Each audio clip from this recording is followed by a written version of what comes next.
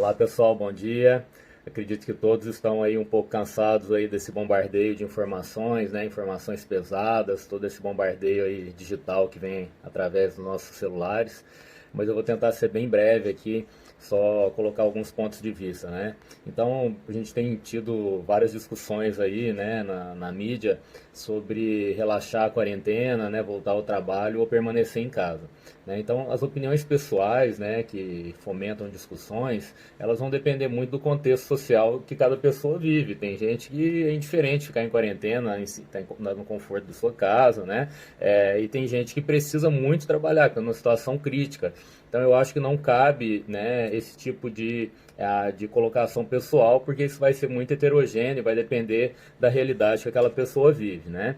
O que eu queria falar para vocês é que assim, a quarentena precoce, ela está sendo importante, né? Ela é importante.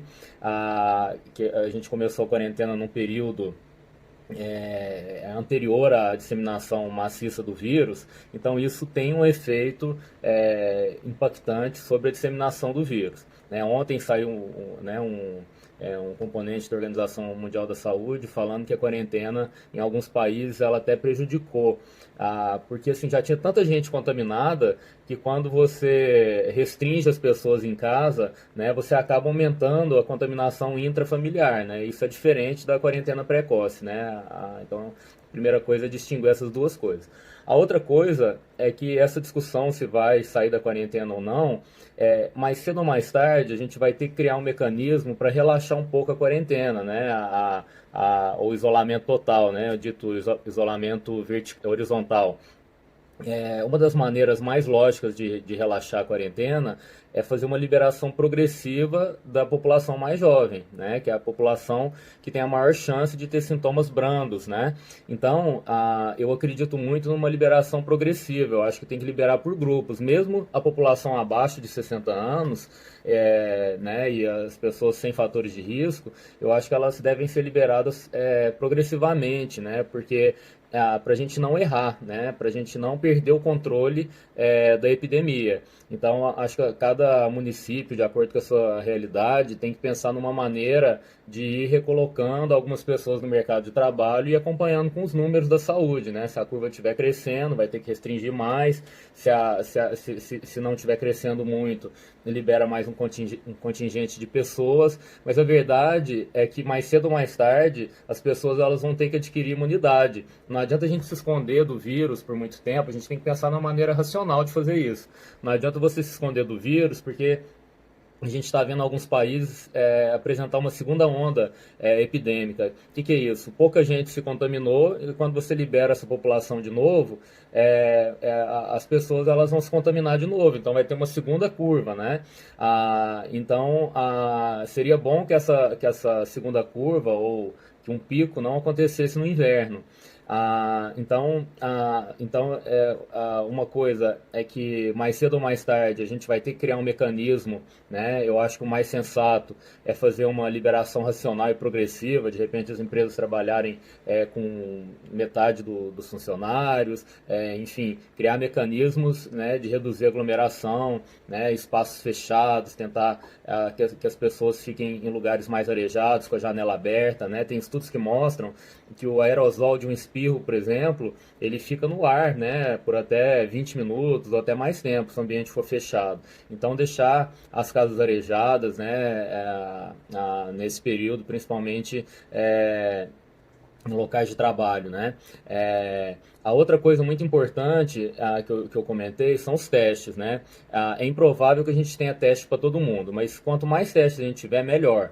Qual que é o impacto do teste? O teste, você consegue ver se a pessoa ela já entrou em contato com o vírus e ela já curou. Essa pessoa ela pode ser liberada para o trabalho, né? É muito improvável que ela se recontamine, né? Também isso é uma polêmica, mas hoje, pelos estudos, a princípio essas pessoas elas estão ficando imunizadas, elas não estão se contaminando, então a gente saberia, se a gente tivesse muito teste, quais são as pessoas que podem voltar definitivamente para o trabalho e a gente poderia fazer diagnóstico de pessoas assintomáticas assintomáticas, né, ou pessoas sintomáticas que estão transmitindo o vírus e recolher essas pessoas, né, fazer uma quarentena em cima dessas pessoas, né. A outra coisa muito importante, que acho que a gente ainda não se atentou, é que eu acho que deve haver uma política para uso universal de máscaras na hora que a gente voltar a conviver, né? A hora que a gente voltar para a sociedade. Por quê?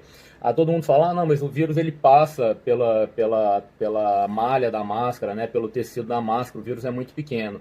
Então, realmente o vírus é muito pequeno. Mas se todo mundo usar a máscara, a pessoa que está doente ou a pessoa que está sintomática, quando ela espirra sem máscara, ela joga uma nuvem, né? Tanto uma nuvem macroscópica, né? De gotículas, né? Quanto uma nuvem microscópica, que são os aerosóis, né? Que a gente diz.